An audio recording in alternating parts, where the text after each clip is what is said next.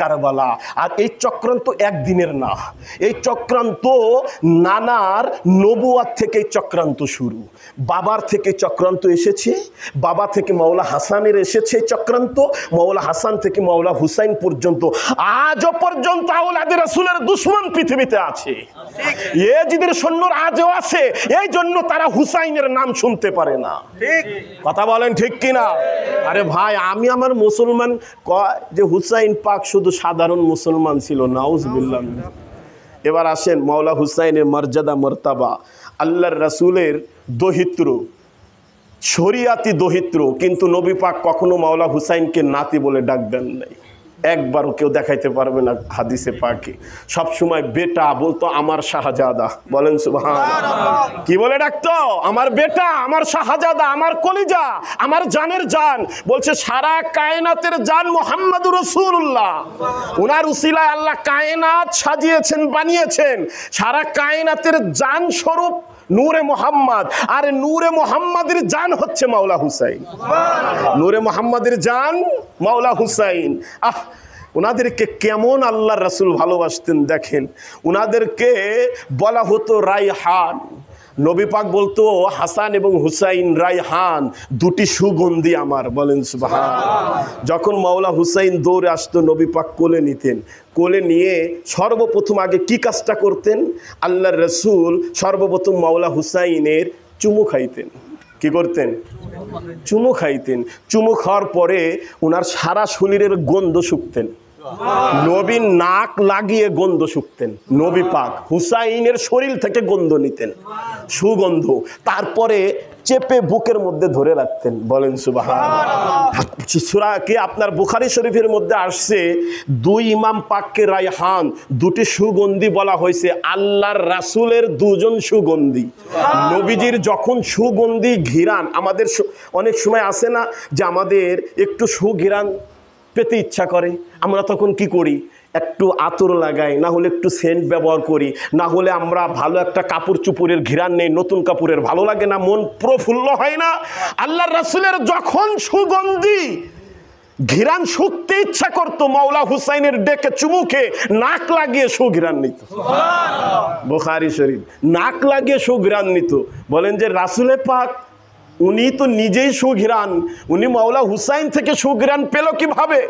আরে মুহাম্মদুর রাসূলুল্লাহ সাল্লাল্লাহু আলাইহি ওয়াসাল্লাম একদিন কোরআন পড়তেছেন, আল্লাহর কালাম কোরআন শরীফ পড়তেছেন। এক সাহাবা এসে সামনে বসে আছেন।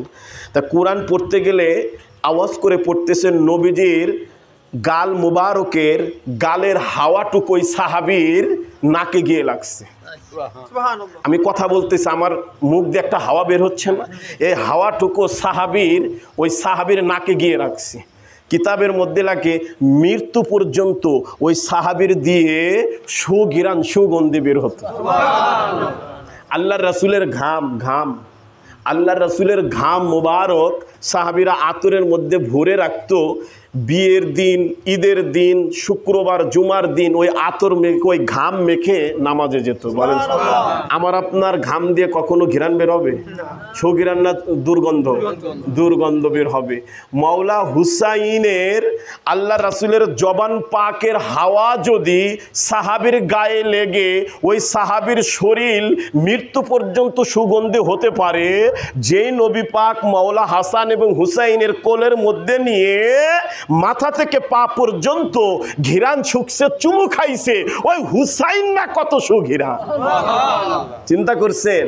মাওলা হুসাইনকে আল্লাহর রাসূল কোলে নিয়ে বললেন, হুসাইন আমি তোমার চুমু খাইছি। হুসাইন তুমি হাজরে আসওয়াদ চিনুনি? বলে হা নানা, রহমাতাল লিল আলামিন আমি হাজরে আসওয়াদ চিনি। বলে হাজরে আসওয়াদ কোথায়? বলে কাবার সাথে লাগানো আছে। বলে হাজরে আসওয়াদ দামি হয়েছে কেন জানো হুসাইন? বলে হা নানা জানি। কেন দামি হয়েছে? বলে নানা আপনি হাজরে আসওয়াদ মাত্র একবার চুমু খাইছিলেন। হাজরে আসওয়াদ মাত্র একটা পাথর, কি ছিল? পাথর, পাথরের কোনো দাম ছিল না। রাসূলে পাক চুমু খাওয়ার সাথে সাথেই ওটা যত হাজি হজ করতে যায় হাজরে আসওয়াদ চুমু খাওয়ার জন্য ঠেলাঠেলি লাগায়, পাল্লা পাল্লি লাগায়, ভিড় জমে যায়। কারণ মাসলার মধ্যে আছে হাজরে আসওয়াদ চুমু খাইলে জীবনের সগীরা গুনাহ মাফ হয়ে যায়। যখন আল্লাহর নবী মাওলা হুসাইনকে বলে হাজরে আসওয়াদ তোমার নানা একবার চুমু খাওয়ার জন্য খানায় কাবার পাশে স্থান পাইছে, হুসাইন রে আমি তোমার কতবার চুমু খাইছি জানোনি? বলে নানা আমার মাথা থেকে পা পর্যন্ত অসংখ্য অগণিত হাজার লক্ষ বারের বেশি আপনি নানা চুমু খাইছেন। হাজরে আসওয়াদের পাথর যদি দামি হতে পারে একবার চুমু খাওয়ার জন্য, মাওলা হুসাইন দামি হাজরে আসওয়াদের থেকে দামি না অদামি? কথা বলেন, দামি না অদামি? কত বড় দামি যে হুসাইনের নাম যখন মা ফাতিমা জাহরার ঘরে মাওলা হুসাইন তাশরীফ আনলেন, আল্লাহর রাসূল বেলালকে বললেন বেলাল তুমি মক্কার মুয়াজ্জিম, তুমি আজকে কোনো আজান দিবা না। মাওলা আলী মুশকিল কুশাকে বললেন আপনার শাহজাদা ঘরে এসেছে, আপনি আজান দিতে পারবেন না। আমি হাসান এবং হুসাইনের কানে আমি নানা একমাত্র পৃথিবীর বুকে আজান দিব। ডান কানে আজান দিলেন, বাম কানে মাওলা হুসাইনের ইকামত দিলেন। মাওলা আলী মুশকিল কুশাকে আল্লাহর রাসূল ডাক দিলেন, আলী রে তোমার শাহজাদার বেটাদের কি কোনো নাম রাখছনি? মাওলা মুশকিল কুশা বলে ইয়া রাসূলুল্লাহ হ্যাঁ একখানা নাম রাখছি। কয় কি নাম রাখছো? কয় একজনের নাম রাখছি জাফর, আর একজনের নাম রাখছি হামজা। আল্লাহর নবী বলে আলী রে কে তোমার নাম রাখার অর্ডার দিল? হুসাইনের নাম তো তুমি ফাতেমা রাখবা না, হুসাইনের নাম তো আমি নবী রাখবো। বলে কে তোমার নাম রাখতে বললো? মাওলা আলী বলল হুজুর বেয়াদবি মাফ করবেন, আপনি এখন থেকে যে নাম রাখবেন ওই নামেরই আমল হবে, কিয়ামত পর্যন্ত ওই নামেই হাসান হুসাইন সবাই চিনবে। আল্লাহর নবী বলে আমিও নাম রাখবো না রে আলী, এই মাত্র জিবরিল আমিন ওহী নিয়ে আসলো, এই হাসান হুসাইনের দুই নামখানা জান্নাতের মধ্যে আল্লাহ লিপিবদ্ধ করে রাখছে। বাবা আদম থেকে ঈসা রুহুল্লাহ পর্যন্ত কোন নবী রাসূল, কোন নবী রাসূলের শাহজাদা, কোন নবী রাসূলের বেটা হাসান হুসাইনের আগ পর্যন্ত পৃথিবীর কারো নাম হাসান এবং হুসাইন নাম রাখা হয় নাই। সর্বপ্রথম পৃথিবীর মাওলা মুশকিল কুশার বড় বেটা হাসান এবং ছোট বেটা মাওলা হুসাইনকে সর্বপ্রথম জিবরিল আমিনের ওহীর মাধ্যমে জান্নাতের নাম রাখা হয় হাসান এবং হুসাইন। ওই থেকে পৃথিবীর মানুষের নাম হয়ে গেল গোলাম হাসান, গোলাম হুসাইন। এবার দেখেন নবী কত ভালোবাসে মাওলা হাসান এবং হুসাইনের, যে নবীর শরীরের মধ্যে কোনোদিন মশা বসে না। বইছে নবীর শরীরে, যে নবীর শরীরের মধ্যে কোনো মাছি বসে। অথচ বাংলাদেশের যত বড় রাষ্ট্রপতি, প্রধানমন্ত্রী, যত বড় মন্ত্রী নেতা হোক তার গায়ে কি মশা বসে? কে? কারণ মশা কোনোদিন মন্ত্রী, মিনিস্টার, প্রধানমন্ত্রী, রাষ্ট্রপতি চেনে না। মশা নিকৃষ্ট মাখলুক হতে পারে, কিন্তু মশা মাছি আল্লাহর রাসূলকে চিনে ফেলছে। মশা এবং মাছি নবীর শরীরে বসা হারাম ছিল, হারাম, কোনোদিনও বসে নাই, ভুলেও বসে নাই। আল্লাহ পাক মশা এবং মাছিকে নবীর শরীর মুবারকের মধ্যে বসা হারাম করে দিয়েছিলেন। মাওলা হুসাইন বলে না না আমি গাড়ি চালাবো। নাতিনাত করে ছোট হলে কয় না যে গাড়ি চালাবো, গাড়িতে চড়বো, গাড়ি চালাবো, গাড়িতে চড়বো। মাওলা হুসাইন নানার কাছে বলতেছে না আপনার কাছে আবদার আছে, আমি গাড়ি চলবো। নানা বলে আমি পৃথিবীর কোনো গাড়িতে তোমাকে চড়াবো না, আমি নবী হুসাইনের জন্য গাড়ি হয়ে গেলাম। আল্লাহর নবী গাড়ি হয়, মাওলা হুসাইন ওই গাড়িতে চড়ে মক্কার অলিতে গলিতে ঘোরে।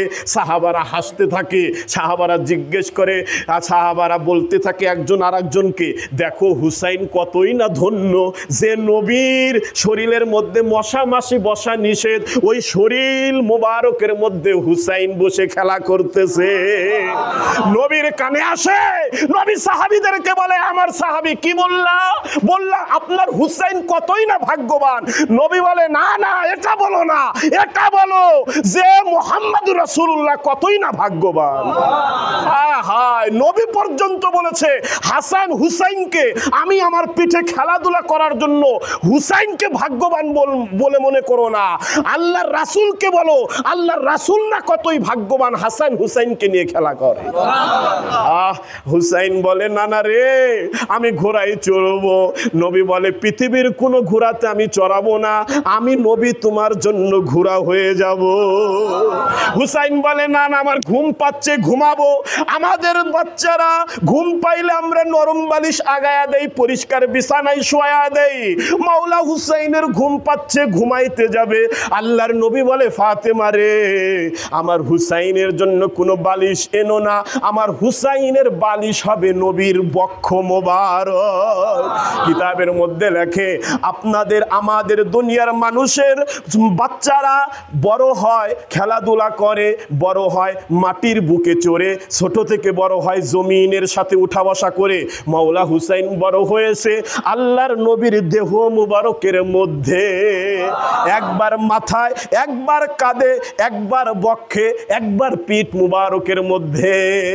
মাওলা হুসাইন কে, তার মর্যাদা কি? নবী মসজিদে নববীর মধ্যে খুতবা দিচ্ছে, হাসান এবং হুসাইন ঢুকে পড়ছে। পৃথিবী অদ্বিতীয়বার কারো জন্য খুতবা পড়া বন্ধ করা যাবে না। আল্লাহর রাসূল জুমার দিন খুতবা পড়তেছেন, হাসান হুসাইন ঢুকে পড়ছেন, নবীজি খুতবা বন্ধ করে দিয়ে নবীজির মেম্বারে হাসান এবং হুসাইনকে বসায়া দিয়েছে। কত বড় মুসল্লি দুইজন, যে মুসল্লিদের জন্য আল্লাহর নবী খুতবা বন্ধ করে দেয়। কত বড় নামাজের নামাজ মাওলা হুসাইন, যে নামাজের মধ্যে আল্লাহ নামাজ স্টপ করে দেয়, নামাজ বন্ধ করে দেয়, নামাজ চলে না, নামাজ স্টপ। নবীজি সেজদায়, মাওলা হুসাইন নবীজির পিঠ মুবারকের মধ্যে উঠে পড়ছে। নবীজি তাসবিহ পড়ে, সাহাবারা তাসবিহ পড়ে, নবী মাথা